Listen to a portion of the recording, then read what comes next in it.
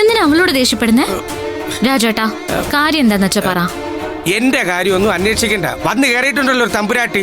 അവളുടെ കാര്യം എന്താന്ന് വെച്ചാൽ പോയി നോക്ക്. നീ അല്ലാതെ വേറെ ആരെങ്കിലും സൂര്യസാറിന്റെ അടുത്ത് പോകാൻ അനുവദിക്കുവോ? സാറ് ബോധമില്ലാതെ കിടക്കുക. ഇല്ലെങ്കിൽ ഇപ്പൊ കാണായിരുന്നു പഴം തുണി ചുട്ടി എറിയും പോലെ അവളെ എടുത്ത് എറിയണത്.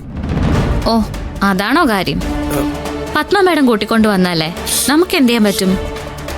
അതാണ് പറയുന്നത്. പറയേണ്ടത് പറയേണ്ട സമയത്ത് പറയണം. നിർത്തേണ്ടവരെ നിർത്തേണ്ട സ്ഥലത്ത് നിർത്തണമെന്ന്. എനിക്കിതെല്ലാം കൂടെ ചൊറിഞ്ഞ് കയറി വരുന്നുണ്ട്. രാജു, ചെല്ല.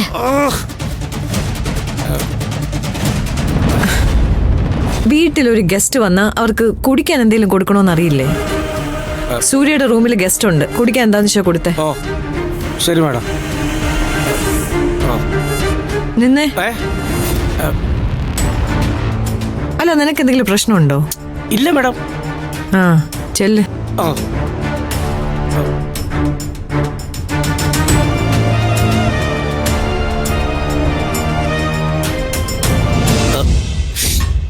കേട്ടില്ലേ, വന്ന തമ്പുരാട്ടിക്ക് വെള്ളം ഉണ്ടായി കൊണ്ട് കൊടുക്കാൻ.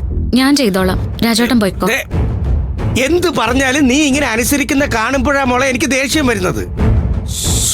എന്റെ ദൈവമേ, ഒരു 5 നിമിഷം എന്നെ മുതലാളി ആക്കിയിരുന്നെങ്കിൽ വലിച്ചു വാരിയിട്ട് ഞാൻ കത്തിച്ചാനേ എല്ലാത്തിനെയും. ആ, അതുകൊണ്ടാ നമ്മളൊന്നും മുതലാളിമാരാവാത്തത്. മുതലാളിമാരാകാനുള്ള ലക്ഷണങ്ങളൊന്നും നമുക്കില്ല രാജുവേട്ടാ. അതിനൊക്കെ ഒരു കഴിവ് വേണം.